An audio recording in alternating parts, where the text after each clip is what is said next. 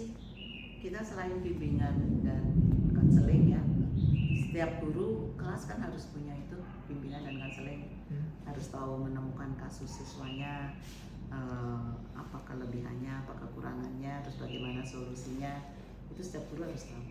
Selain itu kita juga punya terapi bicara dan terapi fisioterapi.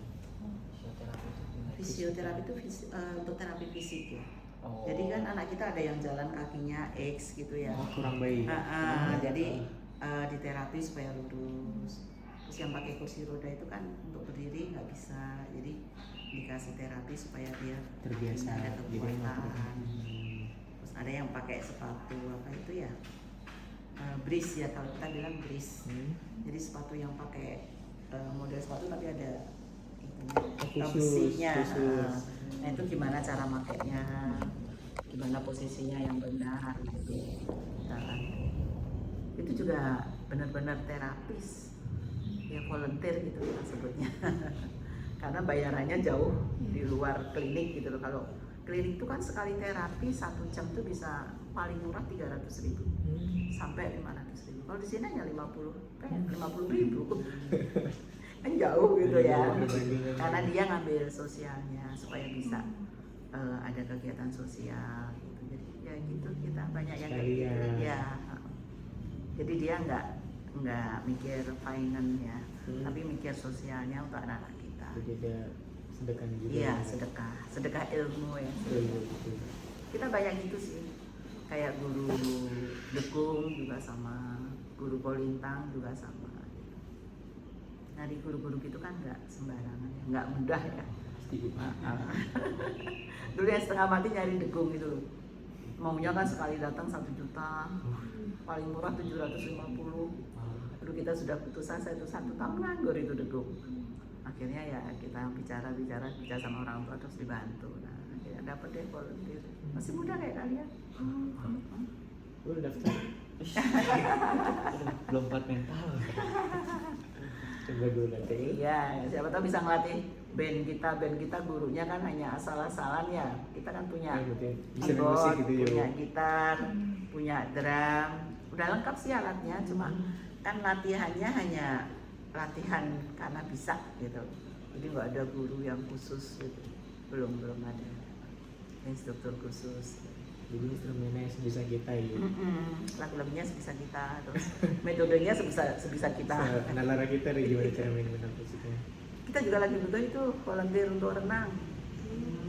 Sebulan 2 kali kita berenang hanya hari Jumat. Di mana? Di sini di Sepolwan. Ya dekat Sepolwan. Iya. Jauh. Kita nyari guru di situ juga, aduh bayarannya sejam jutaan gitu kan ya. Iya, karena dia guru yang benar-benar profesional ya. Tapi kita kan pengen cari guru yang volunteer gitu. Tapi itu nggak pakai lisensi nggak apa-apa loh. Enggak, yang penting mau ngajarin anak aja. Terus metodenya kan kita asal aja kan ngajarin berenang, yang penting anak-anak bisa nyebur. Berarti dia happy. Kan ada prosedurnya ya, ngajarin renang gitu. Ada yang sudah, tapi ada juga yang tiba-tiba bisa gitu ngambang, tiba-tiba bisa meluncur gitu. Ada yang sudah, kita berenang baru berapa, setahun kali ya, sebulan 2 kali itu anak ya insting ya. Ada sih yang private seminggu 2 kali 1,8 ya, 1 jam private sama guru di situ, karena memang anaknya seneng berenang, yang lain nggak mau gitu loh, pelajaran yang lain nggak mau, ya udah sama orang tuanya di private. Kita butuh berenang, siapa tahu mau volunteer gitu. Itu sebulan itu berapa kali? Sebulan 2 kali. Sebulan 2 kali doang. Kadang sekali. Sebulan. Sebulan sekali. Ya, memang pagi atau siang? Pagi. Jadi hari Jumat itu seharian dari jam 8 sampai secapeknya mereka. Sebulan sekali. Awalnya kadang 2 kali kalau lagi ada uang gitu kan, itu kita yang bayarin ya. Kita yang bayarin, anak-anak udah nggak bayar lagi. Terus kalau lagi nggak banyak kegiatan gitu kita bisa 2 kali sih. Jatahnya memang sebulan 2 kali. Sebelum kali. Tapi suka nggak bisa karena banyak kegiatan gitu ya, jadi suka sebulan sekali. Padahal banyak yang seneng ya Bu. Banyak yang suka kalau main air. Tuh. Ya heran sih kalau banyak. Ya orang dewasa pun juga masih seneng Bu. Ya nanti kalau ada waktu main-main aja ke Sepolwan, sini deket Pasar Jumat. Kan kalau kuliah kelewatan. Iya. Iya. Sebulan sekali. Minggu terakhir biasanya kita bermain, Jumat minggu terakhir. Nah, kalau pas lewat Jumat minggu terakhir, oh ya nah ulangkan renang lihat-lihat gitu. Untuk ini Bu, budaya dan aturan di sekolah. Kan kalau di sekolah biasa itu yang terlambat dihukum atau distraksi. Kalau di sini gimana tuh? Oh di sini sih kalau terlambat dihukum malah seneng mereka. Berarti kita berarti Bu. Balik kalau kita. Kalau mereka terlambat malah disuruh pulang malah seneng kan kalau anak kita. Jadi kita hukumannya beda. Kita hukumannya biasanya kasih tugas tambahan. Misalnya suruh anak temennya hanya satu mewarnai, dia mewarnai 3 atau 4 gitu. Ini hukumanmu karena datang terlambat. Atau nulis saya tidak terlambat 1 halaman dan gitu-gitu, atau disuruh pokoknya tambahan kegiatan aja. Jadi nggak ada. Tapi kalau udah terlalu kayak kemarin tuh Andi ngomong jorok gitu ya, udah berkali-kali dia nggak sadar sih, nggak tahu artinya itu, dia bilang anjing gitu ya, pokoknya kebun binatang, dia nggak tahu kalau itu nggak boleh. Tapi kita anak-anak kan susah banget, jadi kan temennya ikut-ikutan yang kecil-kecil, itu kita skors 3 hari, tapi kita konsultasi dengan orang tuanya dulu sih. Ini Andi diskors karena begini, bagaimana Bapak dan Ibu. Oh iya tuh nggak apa-apa, biar dia takut. Ya udah diskors, dia jadinya enggak kan, hilang tuh kebiasaan ngomong jorok. Tapi kita selalu koordinasi. Tapi kalau terlambat terus dihukum itu mereka seneng banget. Ya, paling dikasih tambahan tugas itu aja, kita hukumannya tugas-tugas yang mendidik aja. Mungkin disuruh nyapu kelas, nyapu halaman gitu. Tapi ya tetap kita damping, karena kalau kita memberi tugas yang nggak didampingin kan, kalau tiap anak terlambat dikasih tugas dampingan kan, anak yang di kelas nggak ada yang dampingin. Ya, jadi kadang-kadang kita minta tolong orang tua murid, karena terlambat tolong dong nyapu halaman, tapi didampingin orang tua. Gitu. Nah, kita aturan ada sih 7:30 4 harus masuk, seragam juga diatur. Kalau seragam anak-anak disiplin. Tapi kalau masuk itu karena banyak faktor yang mungkin dia tidur kemalaman, terus faktor yang nganter juga kan, yang nganter belum rapi masak gitu kan, nunggu mamanya rapi. Anak kita tergantung orang tua sih, mamanya sakit nggak sekolah, mamanya undangan nggak sekolah, mamanya ada kegiatan apa arisan atau apa, anaknya nggak sekolah. Ya itulah, kita tergantung banget sama antar jemput orang tua ya, karena anak kita belum ada yang bisa mandiri. Dari 48 atau 52 anak ini belum ada yang bisa naik kendaraan sendiri, maksudnya pulang pergi sendiri gitu, belum ada. Ada satu yang sudah bisa pesan Grab sendiri gitu, itu satu, karena dia juga sama orang tuanya dilepas gitu ya, maksudnya karena sudah bisa gitu. Untuk handphone mereka boleh bawa ke sekolah? Boleh sih. Oh, boleh. Tapi kalau jam belajar dititipkan. Oh. Karena kan mereka harus pesen ojek. Orang tuanya harus pesen ojek, ngabarin gitu. Biasanya anak ngabarin, "Ma, aku udah pulang," gitu, jemput. Orang tuanya kirim ojek.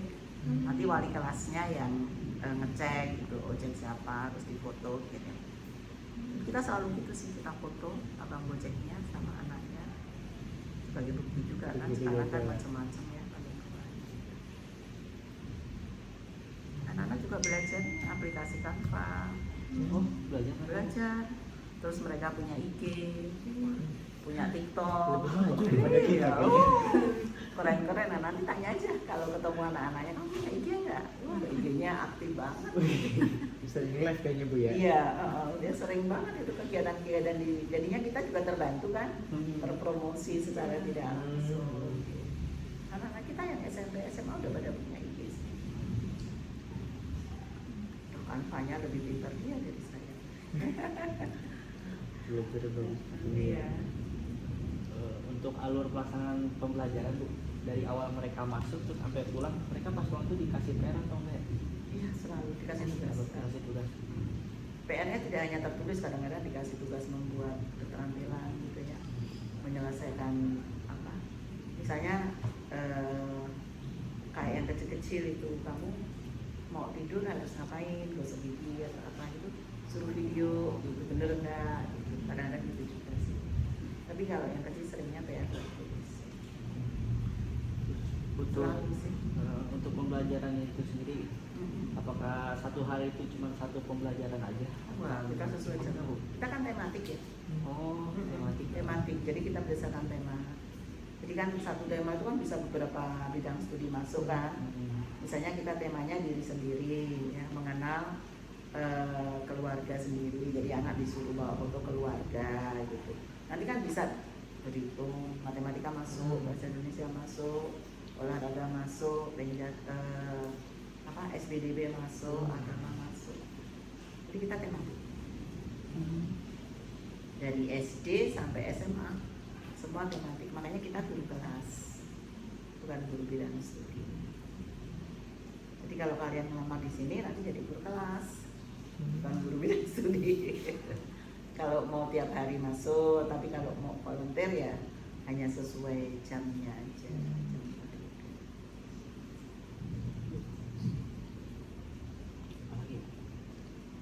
RPP Bu? RPP kita sama standar. Sama kayak sekolah mobil. Iya, kayak sekolah. Kemarin sih ada di sini ya, udah baru tak beresin tadi contoh RPP. Ntar kalau udah depan minta tolong contoh RPP pas sudah kelar boleh Ibu? Boleh. Tapi udah kelar aja mungkin udah terakhiran. Iya, boleh nanti kita ini kan. Tapi bukan olahraga ya, karena kita nggak punya guru olahraga. Iya. Jadi RPP tematik kita punyanya. Kita fotokopi Bu? Boleh. Boleh. Pokoknya ada soft copy-nya, cuma soft copy-nya dibawa dulu. Boleh sih. Jadi foto-foto gitu kan. SMP ya ini ya? Apa SMA-nya? Apa tuh? Enggak, ini mau observasi SMP atau SMA? SMP ya? Bebas ya. Bebas sih sebenarnya. Oh, bebas. Karena SMA-nya kan udah diambil ya. Iya, kemana? Jadi mungkin mau ngambil SD atau SMP supaya SMP juga. tak bentrok. RPP banyak kita